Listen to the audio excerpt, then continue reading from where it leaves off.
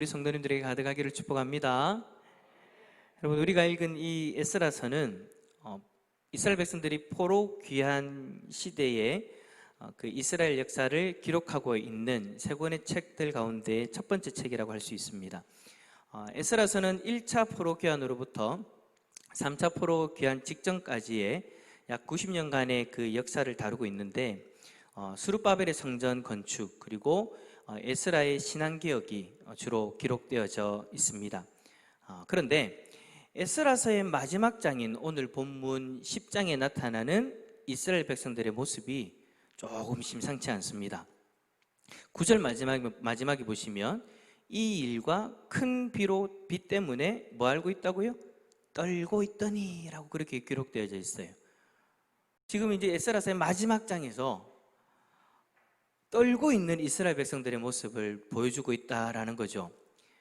에스라서에서 무너진 예루살렘 성전이 재건되어지고 영적 개혁 운동이 일어났는데, 왜 이들은 마지막 장에서도 여전히 떨고 있는, 왜 여전히 떨고 있는 그 모습으로 모여 있는 걸까요?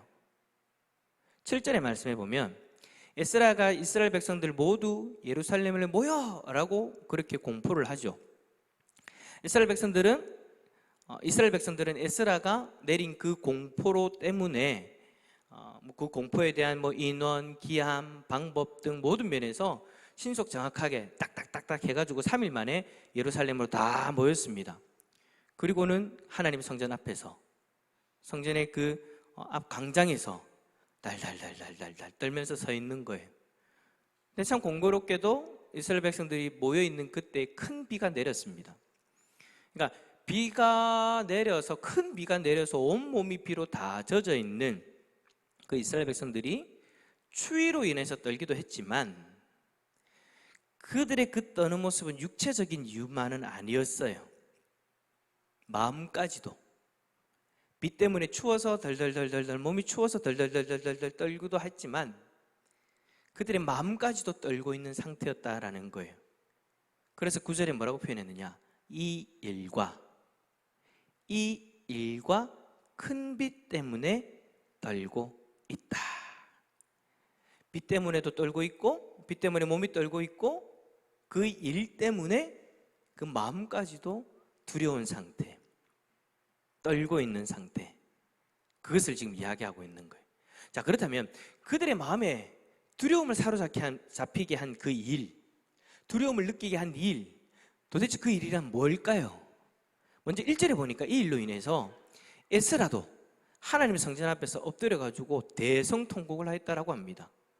엉엉 울었다라는 거예요. 에스라의 그 모습을 보면서 백성들도 어떻게 하느냐? 엉엉 울었다라고 그렇게 기록합니다. 도대체 여러분, 얼마나 심각한 일이길래 그들이 울고 서 있냐? 2절 말씀 읽어봅시다. 2절입니다. 시작. 엘람 자손 중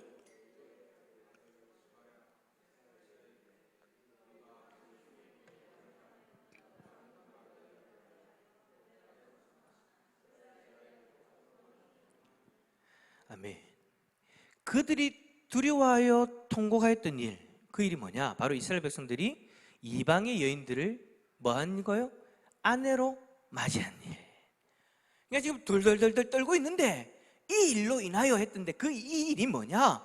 이방 여자들을, 여인들을 자신들의 아내로 삼은 그 일이라는 거예요. 에스라가 이 사실을 알고 큰 충격에 빠졌다라는 거예요. 왜냐하면 여러분 생각해 보세요. 이스라엘 백성들이 포로로 잡혀간 이유가 뭐예요? 나라를 잘 못 지켜서? 무기를 잘 준비하지 못해서? 아니잖아요. 하나님 앞에서 뭐 했기 때문이에요? 범죄했기 때문에. 하나님 앞에서 죄를 지었기 때문에 하나님이 경고하고 돌아와라 했는데도 그들은 여전히 그 땅의 우상들을 쫓으면서 하나님을 떠나 살아가니까 하나님이 그들을 심판하신 거잖아요. 하나님의 심판으로, 그들의 죄로 말미암은 하나님의 심판으로 그들이 포로 생활을 했다가 다시 1차 포로 귀환, 2차 포로 귀환, 그 한 상태에서 이제 이스라엘 백성들이 고향에 돌아와서 좀 회복하고 있는데 다시 옛날의 모습, 그 땅의 이방의 여인들과 결혼을 하고 그 이방 여인들이 섬기던 그 우상들을 받아들였다라는 그 충격적인 소식을 에스라가 듣게 된 거예요. 그래서 에스라는 그들의 죄를 근심해서 어떻게 했느냐? 음식도 먹지 아니하며 물도 마시지도 아니하고 하나님 앞에 통곡하며 울었다 라고 그렇게 기록하고 있는 거예요. 그리고 고민 끝에 포로 귀환에서 지금 살고 있는 포로 귀환민들을 어떻게 하느냐? 다 불러 모읍니다. 예루살렘으로 다 불러 모읍니다. 그래서 에스라가 공포한 그 공포대로 지금 이스라엘 백성들이 다 모인 거예요. 그래서 에스라는 두려워 떨고 있는 그 귀환민들을 향해서 10절과 11절의 말씀으로 그들에게 선포하죠. 10절과 11절 다시 한번 읽어봅시다. 시작. 제사장 에스라가 일어나 그들에게 이르되 너희가 범죄하여 이방 여자를 아내로 삼아 이스라엘의 죄를 더하게 하였으니 이제 너희 조상들의 하나님 앞에서 자복하고 그의 뜻대로 행하여 그 지방 사람들과 이방 여인을 끊어버리라 하니. 아멘. 에스라는 귀환민들에게 그들의 죄에 대한 회개와 그리고 그들이 결혼했던 그 이방 여인들을 어떻게 하라고요? 완전히 끊어버려라. 뭘 끊어버리라는 거예요? 결혼한 그 관계, 부부로서의 그 관계 정리하라는 거예요. 그때 백성들이 뭐라 하느냐? 아멘. 그렇게 하겠습니다. 우리가 잘못했습니다. 솔직히 이스라엘 백성들도 그 죄의 심각성을 알고 있었어요. 그리고 그 죄의 대가 얼마나 큰가 이미 경험하고 있었기 때문에, 포로 귀환한 지 얼마 안 됐기 때문에 이러면 안 되지 라는 것을 깨닫고 마음속에 이미 죄책감이 가득했다라는 거죠. 그래서 그들은 에스라에게 이 문제를 해결할 방법을 한 가지를 제안을 합니다. 어떻게 하느냐? 백성들 중에서 방백들을 세우고 장로들과 재판장들을 세워가지고 이 사건을 조사합시다. 누가 이방 여인들을 데리고 와가지고 결혼했는지, 그래서 우리가 왜 그들의 죄 때문에 두렵고 떨어야 되는지, 하나님 앞에 벌을 갚아줄까봐 왜 두렵고 떨어야 되는지 한번 조사해 봅시다. 철저하게 한번 조사해 봅시다. 근데요, 우리가 지은 죄에 대해서 철저히 조사해 보자고 이야기했을 때에 모두 다 동의하는 것이 아니라 몇 명이 반대하는 사람들도 있습니다. 15절 말씀에 오직 아사헬의 아들 요나단과 디가의 아들 야스야가 일어난 그 일을 반대하고 무슬람과 레위 사람 삽부대가 그들을 돕더라. 회중이 원하는 방법, 그러니까 철저하게 한번 누가 죄를 지었는지, 누가 이방 여인들과 결혼을 해서 우상을 그들의 가정 가운데 드렸는지 조사를 해봅시다 라는데, 이 사람들은 그들의 방법, 시간 오래 걸려서 안 돼, 의견을 내고 이렇게 하지 말자 라고 그렇게 이야기를 했던 거예요. 그런데 많은 회중들이 그것을 원하니까 결국에는 그들이 원하는 방법대로 하게 되었죠. 이러한 조사를 통해서 여러분, 우리가 읽지는 않았지만 18절부터 기록되어 있는 이방인과 결혼한 112명의 남자들의 명단이 석 달 가까운 시간이 걸려서 쫙 나오게 됩니다. 어느 집에 누구. 근데 그 명단을 보면서 참 마음에 안타까웠던 게 뭐냐? 참 마음에 참 우울한 마음을 주는 게 뭐냐? 제일 처음 18절에 소개되는 남자들의 명단이 누구의 명단이냐니까 제사장 가문인 거예요.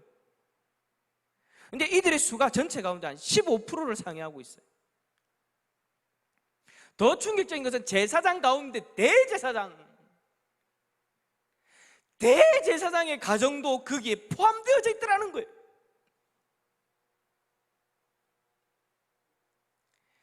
이것은요, 여러분, 이들 제사장들이 일반 백성들보다 하나님의 말씀과 언약 준수에 더욱 신실하지 못하였다라는 걸 보여주는 거잖아요.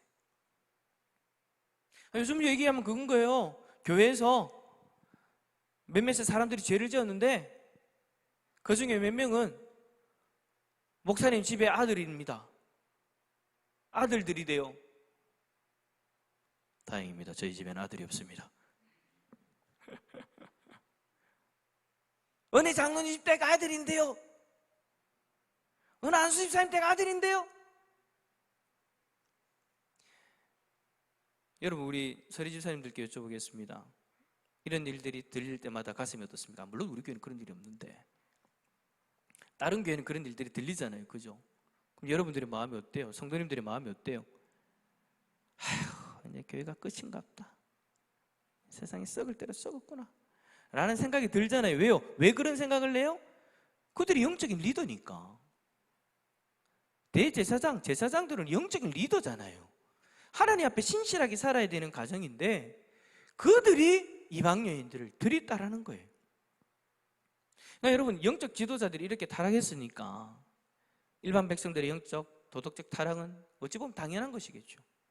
영적인 리더가 그렇게 타락한 상황에서 말씀을 전하고 영적인 리더가 그렇게 당황한 상황 가운데에서 영적인 모범을 보이겠다고 앞에 서 있었으니 누가 누구를 나무랄 수 있겠습니까? 그리고 두 번째 소개되는 가문이 어디냐? 레위 가문이.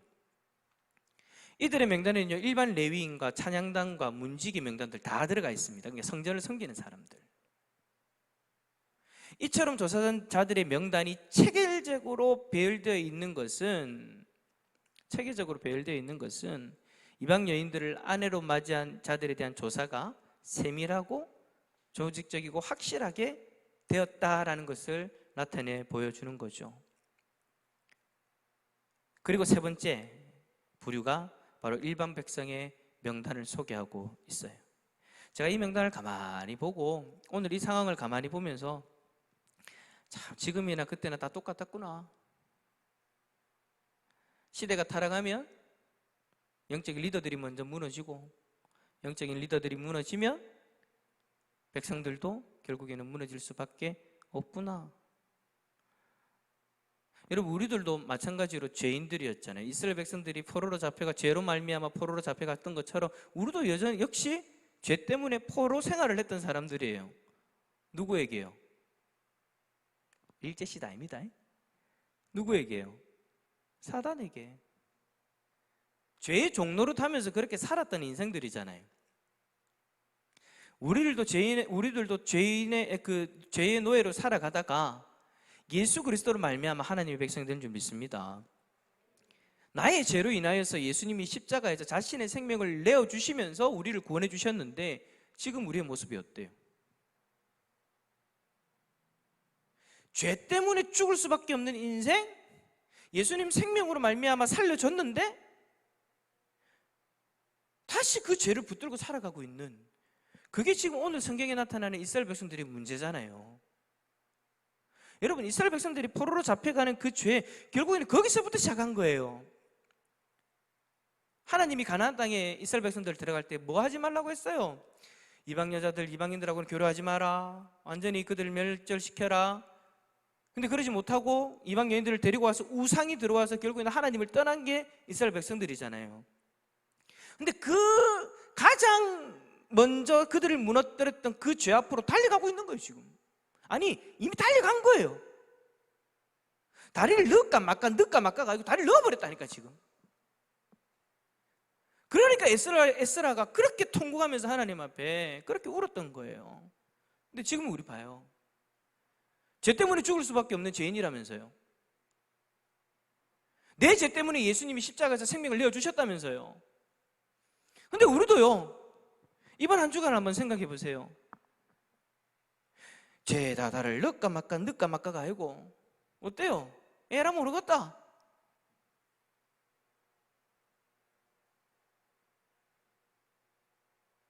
고민이 아니라 이미 행동을 해버렸던 우리들의 모습이 있는 건 아닌가.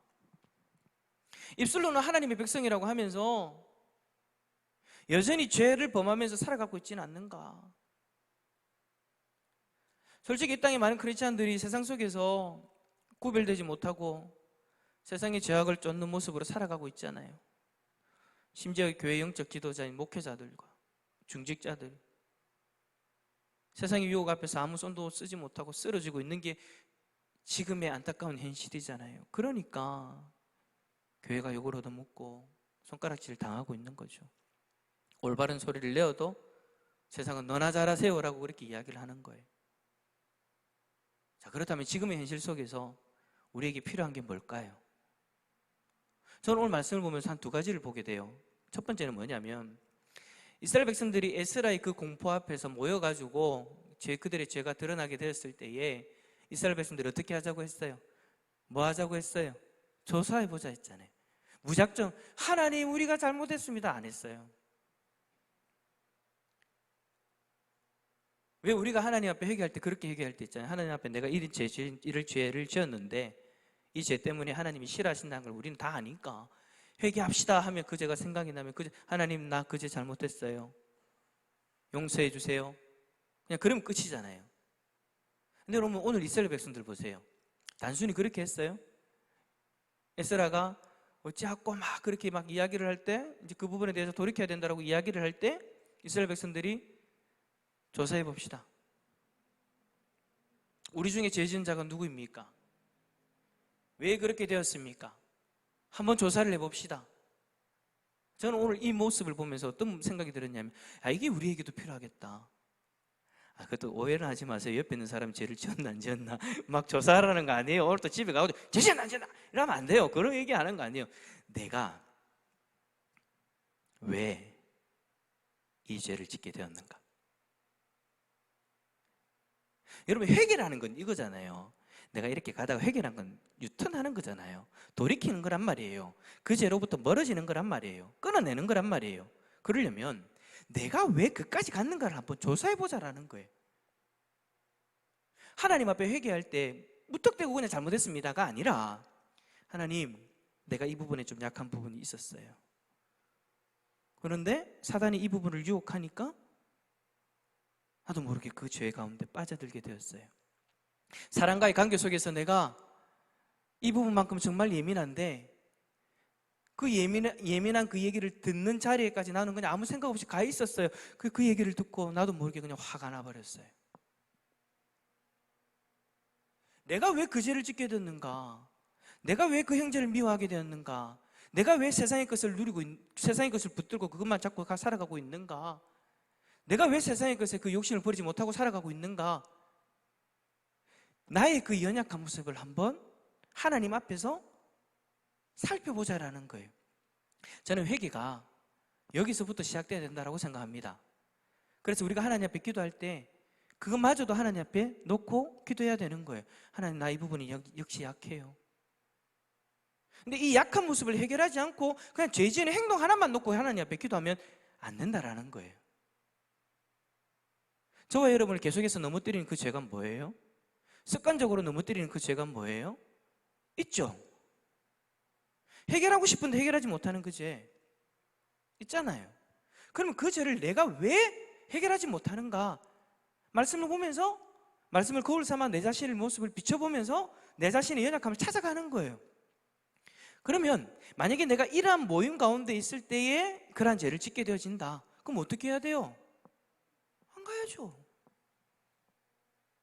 세상에 나갔는데 세상 사람들이 술 먹는 자리에 오라고 나 사람이 너무 좋은데 근데 술을 먹는 자꾸 나고 실수를 해? 그럼 어떻게 해야 돼요? 하나님 앞에 그냥 하나님요 또 술 먹었습니다 하고 그렇게 하면 안 되고 하나님 그 자리에 안 가게 해주세요. 안 갈 수 있도록 결단하게 해주세요. 그러니까 그런 어떤 구체적인 기도가 우리들 가운데 필요하다라는 거예요. 그리고 두 번째 냉정해야 돼요. 뭐에 대해서만큼은? 죄에 대해서만큼은 냉정함이 필요합니다. 여러분 오늘 말씀을 보세요. 이미 결혼을 했어요. 이방인의 여자를 내 와이프로 삼았단 말이에요. 아내로 삼았단 말이에요. 근데 어떻게 하는 거예요 지금?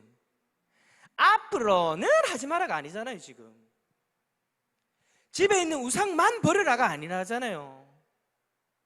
그 관계를 어떻게 하라고 이야기를 하는 거예요? 정리하라고 이야기를 하는 거예요. 그때 이스라엘 백성들이 뭐라고 이야기합니까? 44절에 보니까 이상은 모두 이방 여인을 아내로 맞이한 자라. 그 중에는 자녀를 낳은 여인도 있더라. 자녀들까지 있어요. 근데 이스라엘 백성들이 어떻게 해요? 결국에는 그들 다 관계를 정리해버리잖아요. 이거는 여러분 어찌 보면 한편으로는 이건 좀 아니다. 우리 말로 얘기하면 예수님 전해가지고 교회 다니게 하면 되지. 근데 여러분 지금 그 시대하고 지금 시대하고 똑같이 적용을 하시면 안 됩니다. 오늘 또 가가지고 또 안 믿는 남편 또 정리한다고 또 정리하시면 안 됩니다. 그 얘기하는 거 아니에요. 그건 다른 얘기예요. 지금 상황이 다른 거예요. 지금 우리가 그 오늘 말씀을 통해서 교훈받고자 하는 것은 죄에 대해서만큼은 그만큼 우리가 단호함이 필요하다라는 거예요. 솔직히 그렇잖아요. 여러분, 세상 나가가지고 죄를 계속 짓는 이유가 뭐냐? 솔직히 단호하지 못해서잖아요. 가자, 오늘 하루만. 그냥 뭐 우리가 한 예로 든다면 술 먹는 거라고 칩시다. 먹음으로 인해서 또 죄를 짓게 되고 또 어떤 일들을 하게 되어지는데, 그 술 먹는 가는 자리에 그 사람과의 관계를 그 순간을 끊어내지 못하는 거예요. 그냥 끌려가는 거예요. 가면 안 되는데. 형제를 사랑하라고 해서 사랑하는 어떤 공동체가 되기 위해서 뭐 해야 되는데, 누군가를 욕하고 있으면 에이 그만해라, 막 그건 이제 그러면 안 된다, 성경하지 말랬잖아, 이래 돼야 되는데, 좀 그러지 말지. 근데 그 사람 나쁘긴 나쁘다. 단호하게 끊어내야 되는데 끊어내지 못한다라는 거예요. 왜 우리에게 자꾸 습관적인 죄들이 쌓이느냐? 우리에게 그 단호함이 없어서인 것 같아요. 이거 단호하게 끊어내면 손해볼까 봐, 단호하게 끊어내면 사람들이 나를 떠날까 봐, 단호하게 끊어내면 나에게 무슨 일이 일어날까 봐. 근데 여러분, 세상에서는 그것을 부딪힘으로 여길지는 몰라도 하나님은 그것을 기뻐 받으시는 줄 믿습니다. 하나님이 책임지시고 인도하시는 거예요. 그걸 바라보면서 우리는 단호하게 그거를 끊어야 되는 거죠. 오늘 이수동 집사님이 회개에 대해서 계속해서 찬양하시면서 기도했는데 저 깜짝 놀랐어요. 오늘 말씀 얘기도 안 했는데 왜 자꾸 회개. 역시 성령 하나님은 한 분이십니다. 제가 고백을 하는데, 저도 예전에 그런 적들이 많았거든요. 찬양 인도하면, 찬양 인도하고 딱 내려와서 기도하고 딱 내려오면 제가 그 말씀에 대해서 생각도 하지 않고 보지도 않았는데도 하나님 그렇게 말씀을 또 그렇게 주시더라고요. 그러면서 느꼈던 게 뭐냐, 성령 하나님 한 분이시구나. 찬양 인도자에게 그리고 설교자에게 동일한 마음을 주시고 동일한 메시지를 전해주시는구나. 오늘도 우리에게 그렇게 역사하시는 줄 믿습니다. 오늘 이 밤에 우리들 가운데 회개의 역사가 일어났으면 좋겠어요. 근데 무턱대고 두리뭉실하게 그렇게 회개 기도하는 것이 아니라, 내가 하나님 앞에 죄 지은 그 모습에 대해서 한번 좀 냉철하게 하나님 앞에 좀 살펴봤으면 좋겠어요. 오늘 찬양할 거잖아요? 기도할 거잖아요? 그러면 내가 왜 그 죄를 지을 수밖에 없었는가? 여전히 내 안에 있는 연약함은 뭔가? 내가 무엇이 약한가? 그 다음 하나님 이 부분을 좀 도와주십시오. 내가 이걸 냉정하게 끊어내야 되는데, 내가 이 부분에 대해서 정확하게 정리를 해야 되는데 그러지 못해서 계속해서 제가 넘어지고 있습니다. 하나님, 저 회개하고 싶어요. 돌이키고 싶어요. 하나님, 날 도와주세요. 형제를 미워하는 마음이 있다면, 사랑하지 못하는 마음이 있다면 그 마음이 무엇으로부터 시작됐는가를 오늘 이 밤에 냉철하게 돌아보게 하시고, 오늘 이 밤에 나의 그런 마음들을 완전히 정리할 수 있도록 하나님 은혜를 허락하여 달라고, 오늘 이 시간 그렇게 우리 모습을 돌아보고 기도하는 우리 성도님들 다 될 수 있기를 예수 그리스도 이름으로 축원합니다.